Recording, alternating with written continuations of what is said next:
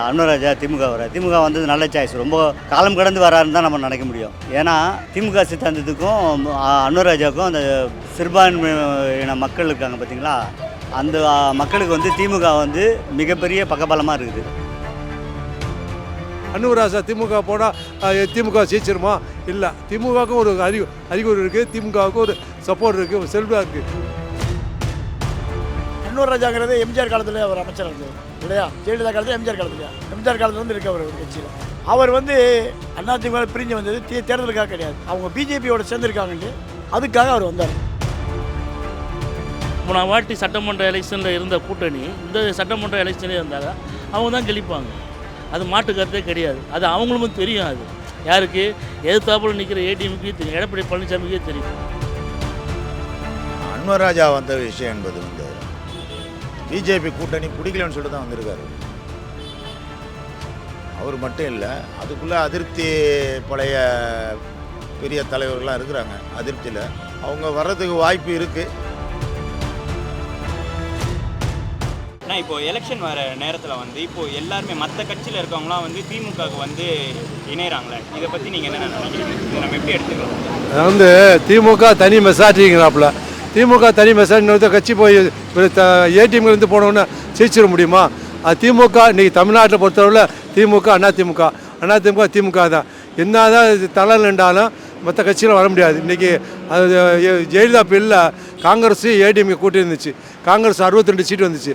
அந்த நேரத்திலே காங்கிரஸ் தனியாக வந்திருக்கலாம். ஆனால் அதனால் திமுகவுக்கு வந்து இப்போ வந்தோன்னே திமுக ஜெயிச்சு போதும். அன்வராஜா யார்? அவரோட பெரிய மகாத்மா காந்தியா இல்லை ஜெயலலிதா மாதிரி இதா? அன்வராஜா போனோன்னு திமுகவுக்கு செல்வாக்கு இருக்குது, தனி செல்வாக்கு இருக்குது. அதே மாதிரி அதிமுக செல்வாக்கு தனியாக இருக்குது. அதை விட்டுட்டு எல்லாம் அன்வராஜா திமுக போனால் திமுக ஜெயிச்சிருமா? இல்லை, திமுகவுக்கும் ஒரு அறிகுறி இருக்குது, திமுகவுக்கும் ஒரு சப்போர்ட் இருக்குது, ஒரு செல்வாக இருக்குது. ஆனால் திமுக அதிமுக தான் தமிழ்நாட்டில் வரும். திமுக தான் வரும், மற்ற கட்சி வரவே வராது. கொள்கை ரீதியாக சில தலைவர்கள் தங்களுடைய நிலைப்பாட்டினை எடுத்து திராவிட முன்னேற்ற கழகத்தில் சேருகிறார்கள். அது வரவேற்கத்தக்கது. தன்னை பாதுகாத்து கொள்வதற்காகவும் தன்னிடம் இருக்கின்ற சொத்துக்களை பாதுகாத்து கொள்வதற்காகவும் இந்த திமுக போன்ற அல்லது பிஜேபி போன்ற ஒன்றிய அரசு போன்ற அந்த அரசாட்சியில் இருக்கின்ற கட்சியோடு நாம் கூட்டணி சேர்ந்தோமானால் நம்மையும் பாதுகாத்து கொள்ளலாம், பொருளாதாரம் சொத்துக்களையும் பாதுகாத்து கொள்ளலாம் என்று கட்சி மாறுகிறது. அன்வராஜா திமுக வந்தது நல்ல சாய்ஸ். ரொம்ப காலம் கடந்து வராருன்னு தான் நம்ம நினைக்க முடியும். ஏன்னா திமுக சித்தாந்தத்துக்கும் அன்வராஜாவுக்கும் அந்த அதாவது சிறுபான்மையின மக்கள் இருக்காங்க பார்த்தீங்களா, அந்த மக்களுக்கு வந்து திமுக வந்து மிகப்பெரிய பக்கபலமாக இருக்குது. அதனால் அன்வராஜா இங்கே வந்து சேர்ந்தது முதல்ல செஞ்சுருக்கணும், லேட்டாக வந்திருக்காரு, வரவேற்கத்தக்க விஷயந்தான். அன்வராஜாங்கிறது எம்ஜிஆர் காலத்தில் அவர் அமைச்சர் இருந்தது இல்லையா? ஜெயலலிதா காலத்தில் எம்ஜிஆர் காலத்தில்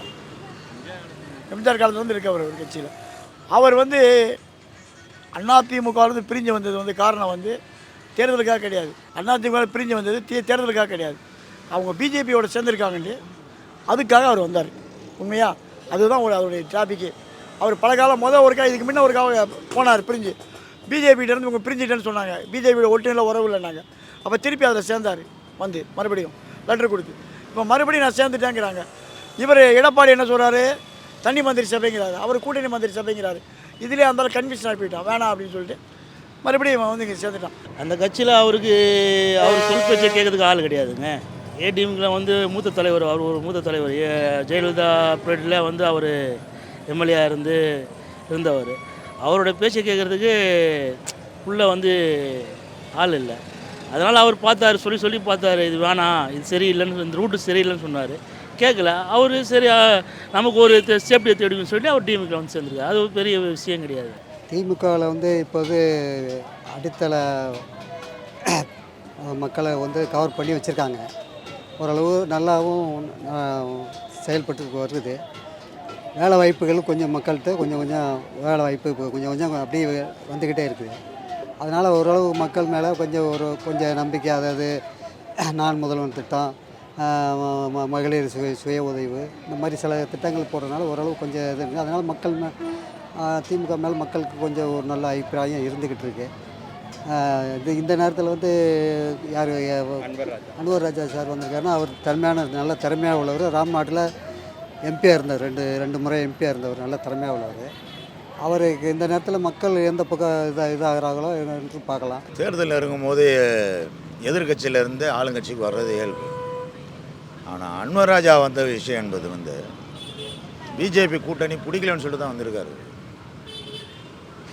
அவர் மட்டும் இல்லை, அதுக்குள்ளே அதிருப்தி பழைய பெரிய தலைவர்கள்லாம் இருக்கிறாங்க. அதிருப்தியில் அவங்க வர்றதுக்கு வாய்ப்பு இருக்குது, எதிர்பார்க்கலாம். இப்போ திமுக தான் ஜெயிக்கும்னு சொல்லி கூட வந்திருக்கலாமா அடுத்த வர எலெக்ஷன்? இல்லை அவர் அப்படிப்பட்ட நபர் இல்லை. அப்படி நபராக இருந்தாலும் முதல்ல வந்திருப்பார். அவர் அப்படிப்பட்ட நபர் இல்லை.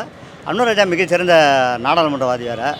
அவர் நல்ல மனிதர். அதனால் அவர் வந்து சேர வேண்டிய நேரம் வந்து முதல்ல சேர்ந்துக்கிட்டு இப்போ லேட்டாக சேர்ந்துருக்காருன்னு தான் நான் என்னுடைய கருத்து. திமுக தான் வரும்.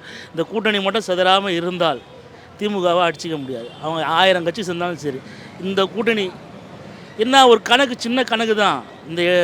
இந்த போன வாட்டி சட்டமன்ற எலெக்ஷனில் இருந்த கூட்டணி இந்த சட்டமன்ற எலெக்ஷனே இருந்தாங்க, அவங்க தான் கெளிப்பாங்க. அது மாட்டு கருத்தே கிடையாது. அது அவங்களுக்கும் தெரியும். அது யாருக்கு எதிர்த்தாப்புல நிற்கிற ஏடிஎம்கே தெரியும், எடப்பாடி பழனிசாமிக்கே தெரியும். அதனால தான் ரொம்ப கஷ்டப்படுறாங்க அந்த கூட்டணியை உடைக்கிறதுக்கு. அந்த நேரத்தை பொறுத்து இருக்குது. கூட்டணி அமையத்தை பொறுத்தோம், மக்களுடைய திசை நினைவு எப்படி போகுது அந்த நேரத்துக்கு, அதை பொறுத்து தான் சொல்ல முடியும். கரெக்டாக நம்ம இப்போ எதுவும் சொல்ல முடியாது. பிறகு சூழ்நிலை தான் மக்கள் கொஞ்சம் வெறுத்து தான் பேசுகிற மாதிரி பேசுகிறாங்க. அந்த நேரத்துக்கு தான் எப்படி நடக்கும்னு சொல்ல முடியாது.